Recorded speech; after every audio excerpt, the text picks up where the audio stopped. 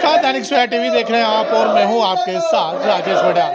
पिछले 10 दिन से अधिक हो गए हैं कि इन सफाई कर्मचारियों को हड़ताल पे बैठे हुए और शहर में सफाई व्यवस्था जो है वो चरमराई हुई है। लगातार अपनी मांगों को लेकर प्रदर्शन कर रहे हैं। कांग्रेस नेता मुलखाज बुमागी आज इनके समर्थन में जहां पहुंचे हैं।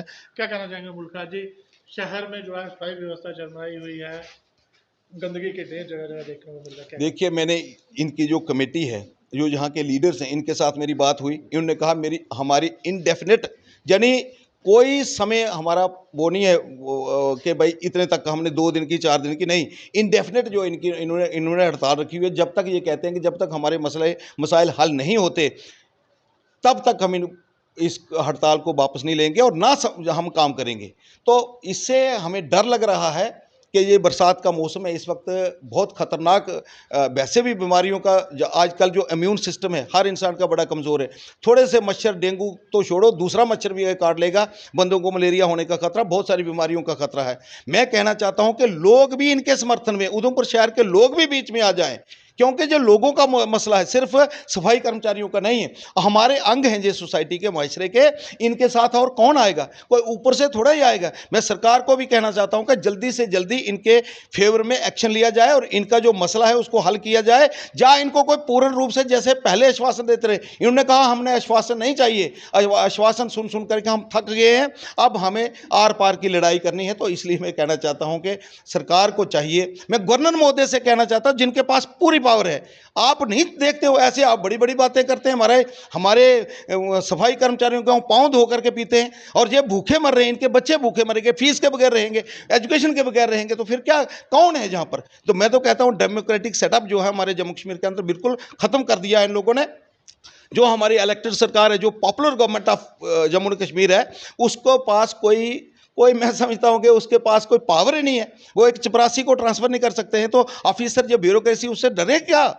ये तो डरती है सिर्फ गवर्नर साहब से। तो गवर्नर महोदय करें कि प्रिंसिपल सेक्रेटरी को कह करके जल्दी से जल्दी इनकी फाइल मंगवाएं। और जितने 300 कर्मचारी यहाँ पर ये काम कर रहे हैं जम्मू प्रोविंस में, और 1035 लोग, इनके कहने के मुताबिक 1035 लोगों की पोस्टें हैं, और इतने में से 300 लोग, 700 पोस्टें कम है। नई पोस्टें क्रिएट करो, इनको परमानेंट करो। कितना बड़ा मसला है आप लोगों के लिए। साहब, एक अहम सवाल आपसे रहेगा, क्योंकि आप भी कांग्रेस पार्टी का हिस्सा हैं और कांग्रेस और नेशनल कॉन्फ्रेंस की सरकार है जम्मू कश्मीर में। कुछ दिन पहले इनका एक दल जो है चीफ मिनिस्टर साहब से मिला था। इनकी आपस में जो गवर्नर की और चीफ मिनिस्टर की आपस में जो नहीं बन पा रही होगी ना, तो मुझे यही लगता है कि इसकी वजह से उन्होंने काम नहीं किया होगा। अदरवाइज उमर अब्दुल्ला साहब काम करने वाले लीडर हैं, मुझे पूरा पता है, पूरा वो गरीबों की सुनते हैं। लेकिन इलेक्टेड गवर्नमेंट तो सुनती है, लेकिन जो नॉमिनेटेड लोग हमारे जम्मू कश्मीर के ऊपर बैठाए हुए हैं वो नहीं सुनते, तो उसमें हम क्या कर सकते हैं? फिर ये लोगों को भी सोचना चाहिए और मैं कहता हूं कि यहाँ के एडमिनिस्ट्रेशन को भी सोचना चाहिए। बहुत बहुत शुक्रिया। डेविड जी से भी बातचीत करेंगे। डेविड जी, आपसे पूछना चाहूँगा, आपका दल एक चीफ मिनिस्टर से मिला था, क्या आश्वासन वहाँ पे मिला? देखिए, पिछले 3-4 दिन से हम कंटिन्यू बता रहे हैं, चीफ मिनिस्टर साहब से हम मिले हैं, वही उन्होंने आश्वासन देने वाली बात की, हमें कुछ दिन का टाइम दे दीजिए। तो लिहाजा वहीं अर्बन लोकल बॉडी ने डिसाइड किया हम टाइम नहीं देंगे, क्योंकि हम छोटी चेयर से लेके बड़ी चेयर तक डिप्टी सीएम तक हम टाइम दे चुके हैं। और कितना, सीएम के ऑफिस में अगर फाइल है तो उन्होंने चाहिए था कि वहीं धीरज गुप्ता साहब को बुलाते और वहीं फैसला हो जाता, लेकिन उन्होंने थोड़ा सा उसको डिले किया, जिसके वजह से ये स्ट्राइक कंटिन्यू चल रही है। जैसे ही वहाँ से कोई कॉल आएगी, हमें पता चलेगा, हमें अप्रूवल मिल गया है, ये स्ट्राइक हम तब ख़त्म करेंगे, नहीं तो ये स्ट्राइक कंटिन्यू चलती रहेगी। जी, बहुत बहुत शुक्रिया। ये देखिए, तमाम सफाई कर्मचारी हैं, अपनी मांगों को लेकर लगातार धरना प्रदर्शन कर रहे हैं। और कुछ दिनों से पूरे शहर की बात करें तो शहर में हर जगह चौक चौराहे पे गंदगी के ढेर वहाँ पे देखने को मिल रहे हैं। शहर गंदगी के ढेरों में तब्दील हो रहा है।